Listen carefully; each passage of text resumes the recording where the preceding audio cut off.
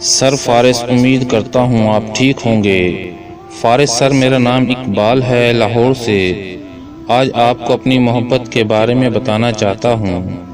ہمارے محلے میں آج سے 10 سال پہلے ایک عورت نے اپنے محبوب کے ساتھ مل کر اپنے شوہر کو قتل کر دیا۔ تب میری عمر قریباً 15 سال تھی۔ بس وہ دن تھا کہ مجھے شادی کے نام سے ڈر لگنے لگا۔ نہ جانے کیوں میرے دل میں یہ خوف بیٹھ گیا۔ مجھے لگتا تھا میری شادی ہوئی تو بیوی مجھے بھی مار دے گی۔ مجھے ڈر لگنے لگا، کہیں پہ بھی کسی عورت کو دیکھتا تو نفرت بھری نگاہوں سے اسے دیکھتا۔ میرے دل میں ایک انجانی سی آگ بھڑکنے لگی تھی۔ دل چاہتا تھا عورت ذات کو دنیا سے ختم کر دوں۔ میں یہ ساری باتیں اپنے من میں دفنائے خاموش رہتا تھا۔ میری سکول کی پڑھائی مکمل ہوئی، کالج چلا گیا۔ میرے دوست جب اپنی محبوبہ کا ذکر کرتے تو مجھے یوں لگتا جیسے یہ سب قاتل ہیں، سب نے اپنی معشوقہ کے ساتھ مل کر اس کے شوہر کو قتل کیا ہے۔ فارس سر، یوں کہہ لیں میں پاگل ہو چکا تھا، لیکن میں ظاہر نہیں ہونے دیتا تھا۔ خیر، کالج بھی ختم ہوا۔ قسمت اچھی تھی، مجھے پولیس میں جاب مل گئی۔ پولیس میں بھرتی ہوتے ہی میرے دل کو کچھ سکون ملا، کم سے کم اب میں قتل نہیں ہوں گا۔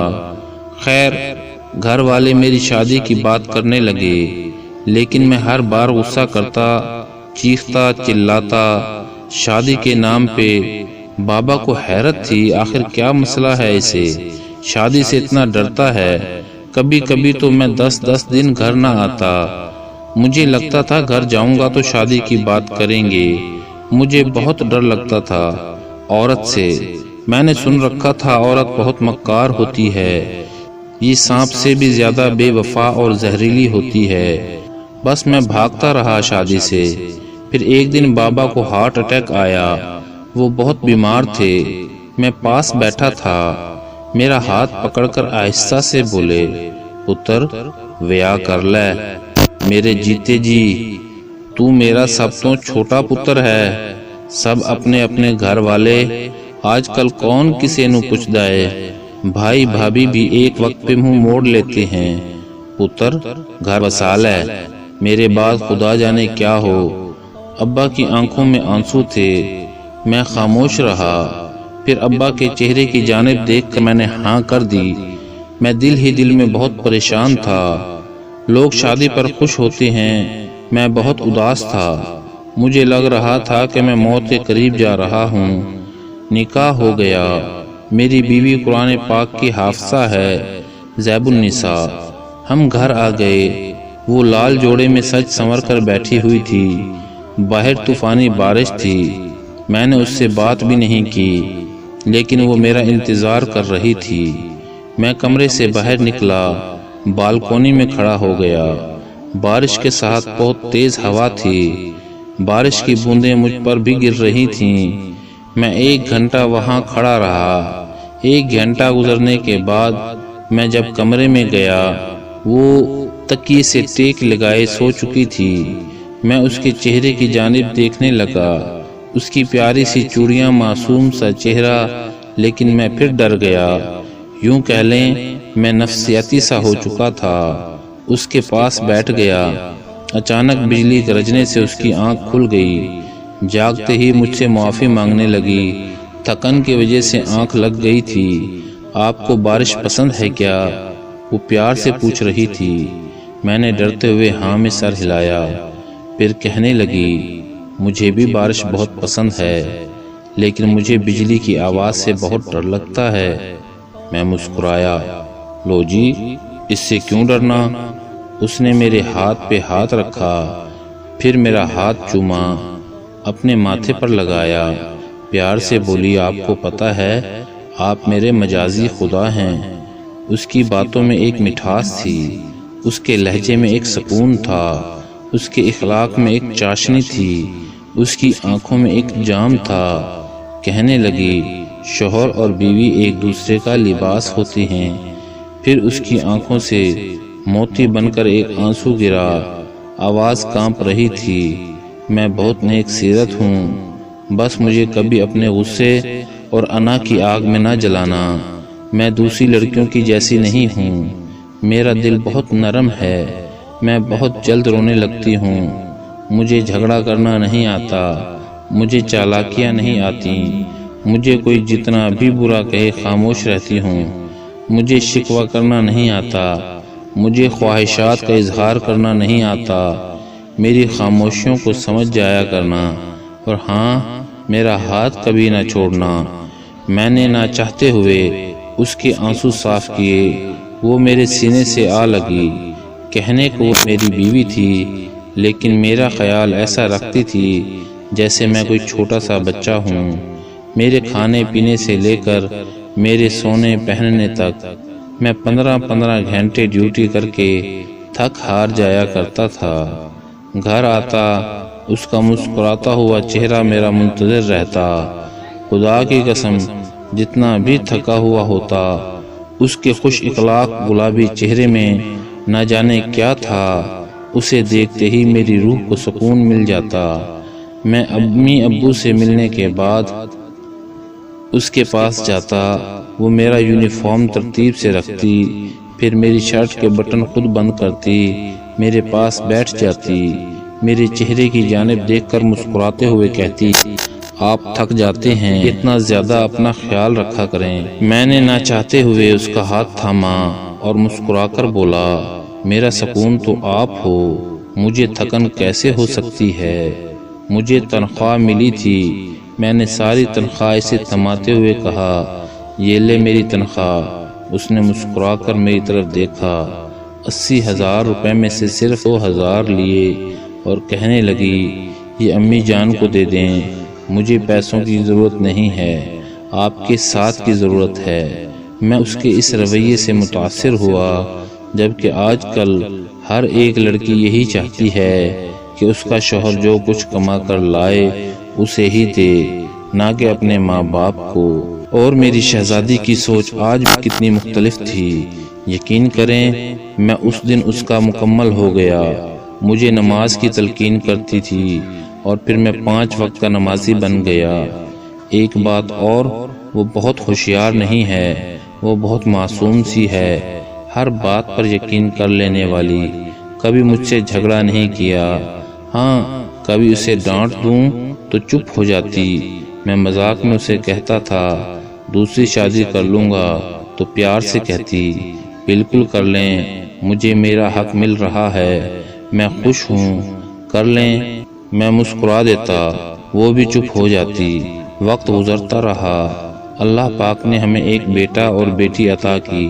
بیٹا بڑا تھا، میں آج اسے ستاتا تھا کہ دوسری شادی کر لوں گا، وہ ہنستے ہوئے کہتی، اب 2 بچوں کے ابا کو کون دے گا لڑکی، جائیں کر لیں، میں تو نہیں روکتی۔ پھر گھر کے کاموں میں لگ جاتی۔ ایک دن میرے دماغ میں شرارت کا خیال آیا، سوچا اسے تنگ کرتا ہوں۔ آج وہ میرے لیے کھانا لے کر آئی، میں نے غصے سے کہا مجھے نہیں کھانا، اور میں فون پر بات کرنے لگا، اچھا جان تم ہوٹل پہنچو میں بھی آتا ہوں۔ وہ میری طرف سوالیہ نظروں سے دیکھنے لگی۔ میں نے الماری سے پرفیوم نکالی، لگائی، آئینے کے سامنے کھڑا ہو کر بال سنوارنے لگا۔ وہ بیڈ پر بیٹھی میری طرف دیکھ رہی تھی۔ میں اچھے سے ریڈی ہوا، کمرے سے باہر جاتے ہوئے اسے کہا، اب سے عادت بنا لو اکیلے کھانا کھانے کی۔ اس نے کھڑے ہو کر میرا ہاتھ پکڑا، آپ ایسا کیوں کہہ رہے ہیں؟ میں سخت لہجے میں بولا، تم ہی کہتی تھی نا دوسری شادی کر لو، تو میں دوسری شادی کر رہا ہوں۔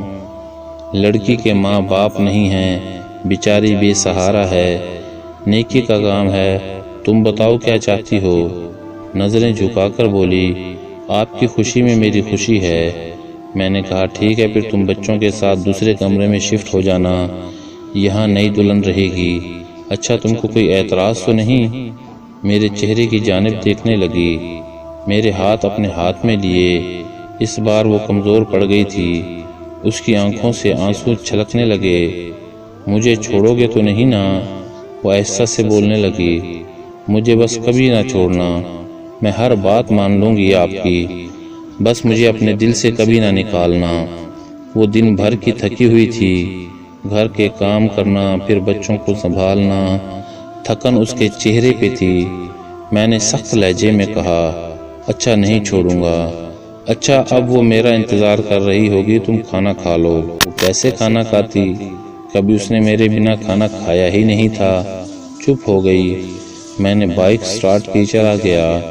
12 بجے میں گھر آیا، کمرے میں داخل ہوا۔ وہ ابھی بھی رو رہی تھی، اپنے کپڑے الماری سے نکال کر ایک بیگ میں رکھ رہی تھی۔ دونوں بچے گود میں اٹھائے ہوئے تھے۔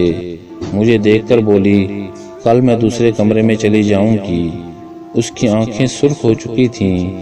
میں مسکرایا، بچوں کو بیڈ پہ لٹایا، اس کے آنسو صاف کیے، پھر اس کی آنکھوں میں دیکھنے لگا۔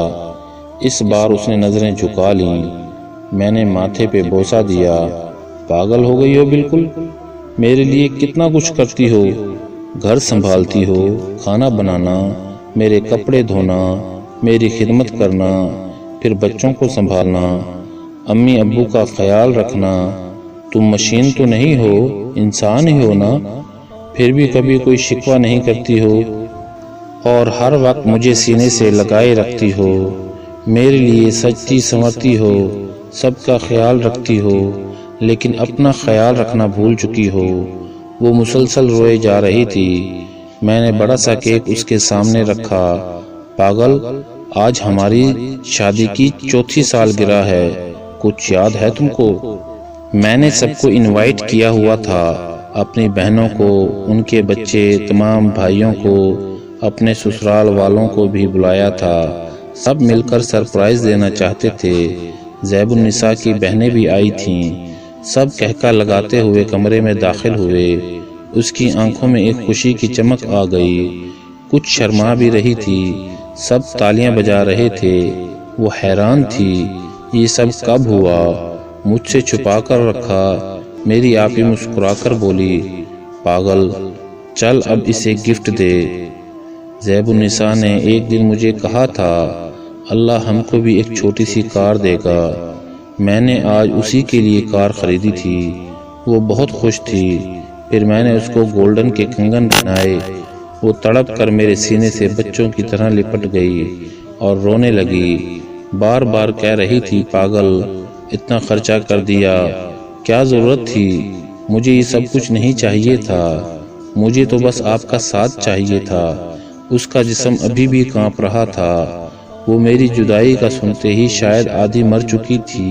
میرے سینے سے لگتے ہی اس کو جیسے دونوں جہاں مل گئے ہوں۔ میں اب اس کے سر میں خود آئل لگاتا ہوں، اس کا خیال رکھتا ہوں، کیونکہ وہ بظاہر تو گھر کے کام کرتی نظر آتی ہے، جو معمولی سے کام ہیں، لیکن یقین کریں چھوٹے چھوٹے کام تھکا دیتے ہیں۔ اور ہم مرد پھر کہتے ہیں، آخر کرتی ہی کیا ہو؟ کھانا بنانا، جھاڑو پونچھا کرنا۔ ایک دن کے لیے کوئی مرد ذرا یہ سب کر کے تو دیکھے، عقل ٹھکانے آ جائے گی۔ میری زیب النساء جس نے مجھے سکھایا محبت کیا ہوتی ہے، دل کا سکون کیا ہے، میرے ساتھ وفا نبھائی، مجھے زندگی دی۔